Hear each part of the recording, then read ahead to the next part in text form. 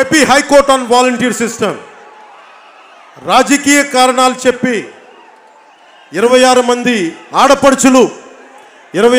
ఆడపడుచులు మా పథకాలు మాకు ఇవ్వట్లేదు, మీ రాజకీయ కారణాలు చెప్పి తీసేస్తే వాళ్ళు కోర్టుకి వెళ్తే ఆ రోజున మనకి హైకోర్టు జస్టిస్ భట్టు దేవానంద్ గారు అడిగిన ప్రశ్నలు ఇవి.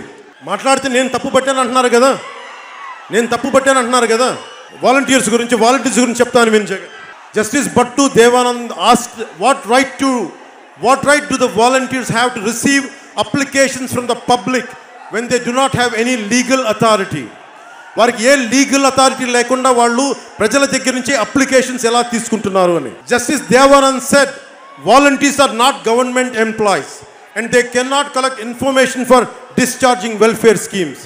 వాళ్ళు ప్రభుత్వ ఉద్యోగులు కానందున ప్రజా సంక్షేమాన పథకాలకు సంబంధించి ఇన్ఫర్మేషన్ తీసుకోవడానికి లేదు అని.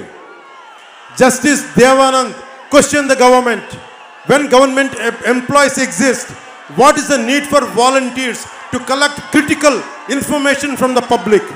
ఇంతమంది ఎంప్లాయీస్ ఉండగా, ఇంతమంది గవర్నమెంట్ ఎంప్లాయీస్ ఉండగా మళ్ళీ కొత్తగా వీళ్ళు ఎందుకు చేస్తున్నారు అని ఆయన అడిగిన ప్రశ్న.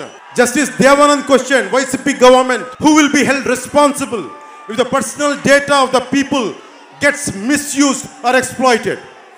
ఎవరు బాధ్యత వహిస్తారు? ప్రజలకు సంబంధించిన డేటా వెళ్ళిపోతే దీనికి ఎవరు బాధ్యత? జగన్ నువ్వు బాధ్యత వహిస్తావా? నీ మంత్రివర్గం బాధ్యత వహిస్తా? నీ 151 మంది ఎమ్మెల్యేలు బాధ్యత వహిస్తారా? నీ బ్యూరోక్రసీ బాధ్యత వహిస్తా? నీ చీఫ్ సెక్రటరీ బాధ్యత వహిస్తా? లేదా నీ 30 మంది ఎంపీలు బాధ్యత వహిస్తారా? ఎవడు బాధ్యత వహిస్తాడు డేటా చోరీ అయితే? The judge commented, YCP government is resorting to exploitation by paying a mere 5,000 rupees to volunteers.